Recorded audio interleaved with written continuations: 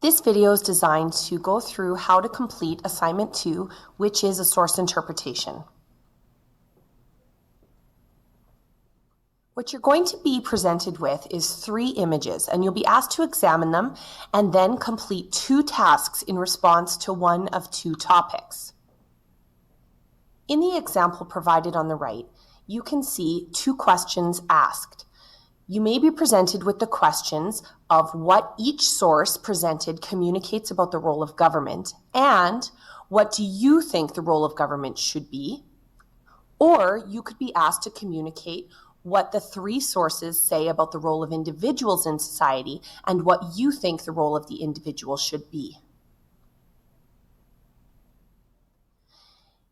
With the 3 sources, you'll be provided with a variety of images. This can include charts and graphs, which will present statistical data, political cartoons, or photographs, both historic and current. So to begin with paragraph 1, you're going to go through the following steps. First, you're going to examine what you see. You need to describe all of the important information found in the source that has been given.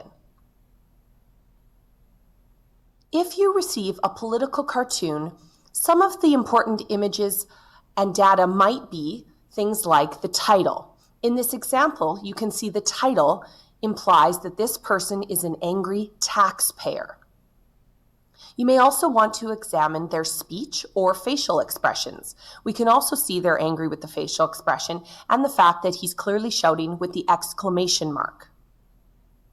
Finally, you may look at imagery. His body is a physical ATM. He's yelling at the president, so he's clearly angry with his government, and he's feeling like he's constantly giving money to the government. In another example of a political cartoon, we would follow the same process and look for all the important information.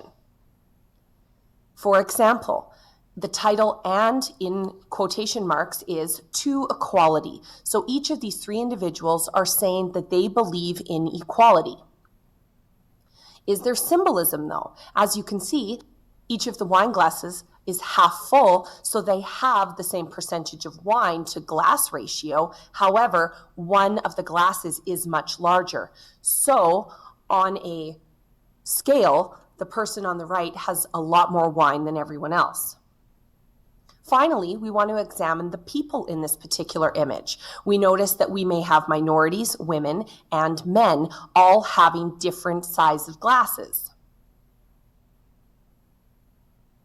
If you're given a photograph, you'll want to examine the important things you find in this source. For example, where is the setting? You can also find this within the caption below. This is British Columbia. This is a hill found on a lake. What is the event in the source? What is happening? As you can see, the half of the forest has been cut down and the other half of the forest still exists. And of course, the most obvious place to provide information is the caption. Underneath the picture, it says British Columbia, a hill with old growth forest clear cut. So as you can infer, half of the hill has been cut down with the forestry industry.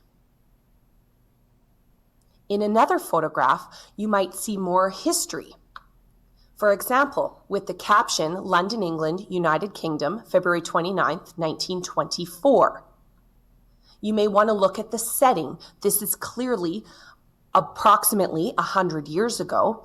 We can see that the women obviously don't have the right to vote. And what are they doing? They are protesting, perhaps invoking civil disobedience to fight for the right to vote. If you are given a graph or a chart, you want to analyze the statistical data. First, again, we're going to look at titles. What is this graph or chart about? Well, the information will pertain to the Inuit regions of Canada. We also know that this information is about the Inuit people because the colors of the Inuit locations in northern Canada are highlighted with various colors, in addition to the title below that says food insecurity faced by Inuit children. So of course, this is pertaining to children specifically in the Inuit regions of Canada. And what is the important data? The important data below has 3 different categories of information that you would discuss and explain what this information must mean.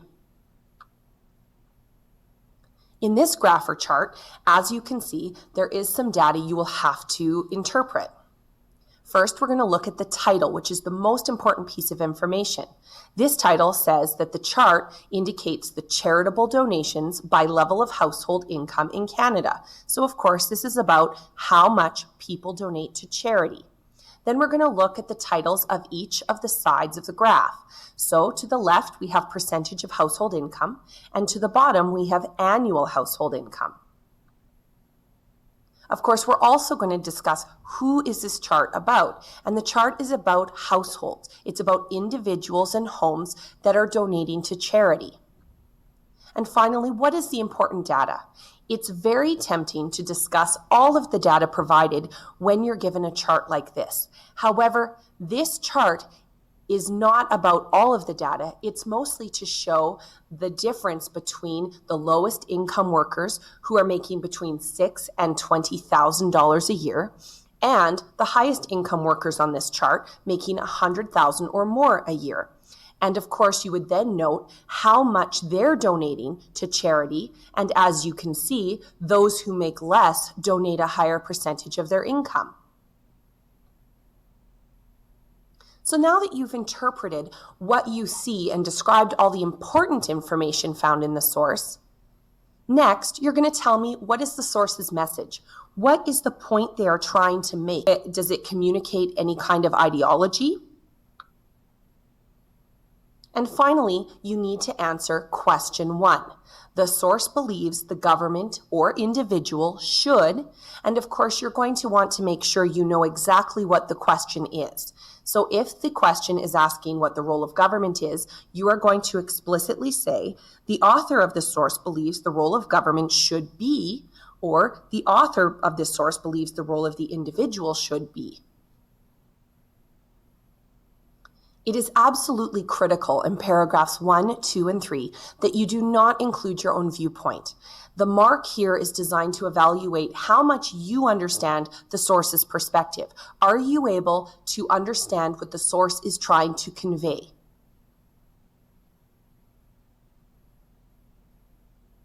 Once you've completed your source 1, you're going to do the exact same process for source 2. In a second paragraph, you're going to describe what you see, all of the important facts, people, symbols. You're going to describe what the message is and explain the point the source is trying to communicate. And then finally, you're going to answer question 1. The source believes the government or individual should. Again, it is critical that in these paragraphs you do not include your own viewpoint. This needs to be very objective, showing your understanding of the source. Finally, you're going to analyze the third source. Following the same process, first, you're going to describe what you see and give me all of the important information. Second, you're going to tell me what the message is. Explain if this source connects to any ideologies. And finally, you're going to answer question 1 and explain why the source believes what they're believing.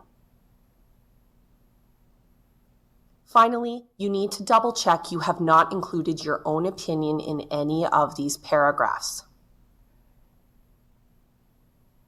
What should you have so far? You should have 3 sources with 3 paragraphs. Up until this point, you have only answered question 1, and you've answered question 1 in each paragraph for each source. At this point, the marker should be able to mark the first category of the rubric. We're looking for quality of interpretation of each source.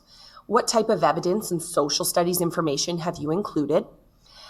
Are you able to understand the task that you've been given? Have you answered the question appropriately? This paragraph, or all 3 paragraphs, will total 40% of your mark.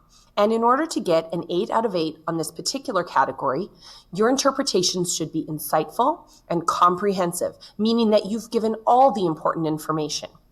Any information you've provided should be specific and accurate. And at the end, the reader understands that you have a thorough and perceptive understanding of social studies. So please note, you must write on all 3 sources and you must answer question 1 for each source. If you do not answer the question, you will not score higher than 40%. Once you've completed all 3 source interpretations for question 1, we are going to go on to paragraph 4, which is answering question number 2. The first step is to describe what your answer is. You may say, considering the presented sources, I feel that the government should, or I feel that an individual should, and then discuss what you feel individuals or the government should be doing in society. Then you need to relate your answer to each of the sources. It is critical that you address the sources in this paragraph. A really easy way to do this is to answer, I believe the government should, and then describe your answer for each of the topics from each of the sources. Next, you need to add information from social studies. Is there an example you can provide from a particular country that might associate with your belief system on a particular topic? And then finally, reconnect your answer to question 2, reiterating what you believe the government or the individual should do. This paragraph is worth a large amount of marks. Often students will only write a few sentences, but this is a way to reduce your marks significantly. Therefore, we mark this one category on that one paragraph. When marking defensive position, we often consider the quality of your argument, the quality of the evidence you've provided, and how much you clearly understand social studies. This alone is worth 40% of the mark. And in order to score an 8 out of 8 on this particular category, you need to have a convincing and logical argument. The social studies material you've provided is specific and accurate. And overall, we have an interpretation that you have a thorough and perceptive understanding of social studies. So in summary, you have now written 4 paragraphs. Paragraphs 1, 2, and 3 all analyze each of the 3 sources and answer question 1. And paragraph 4 answers question 2. Finally, you're going to go over the whole thing and edit. And what is the marker looking for when you edit? We want to know that your information is organized and coherent. You have sentence variety and good vocabulary. You have good sentence construction, and your grammar and mechanics is excellent. This category is worth 20% of your mark, and we're looking to see if your writing is fluent and purposely organized, you have an engaging voice, your vocabulary is precise, and you have confident control of your writing. Finally, we're going to check for final formatting pointers. First, you do not need to have an exciting or fancy title. Simply call it Assignment 2. Your font needs to be easy to read and professional, using fonts like Times, Arial, and Calibri. Your font size needs to be 12. It shouldn't be any larger to make your assignment seem longer. It needs to look professional. Please double space your assignment. That being said, do not put extra spaces between each paragraph. Be sure that your writing is aligned to the left and you indent each paragraph so the reader really understands where each concept is located. And finally, be sure to put your name and page number at the bottom. On a diploma exam, the teacher in charge will have your ID number at the bottom. Once you've completed this entire task and you check to be sure that you've done all that we've asked of you, you may turn it in and await feedback.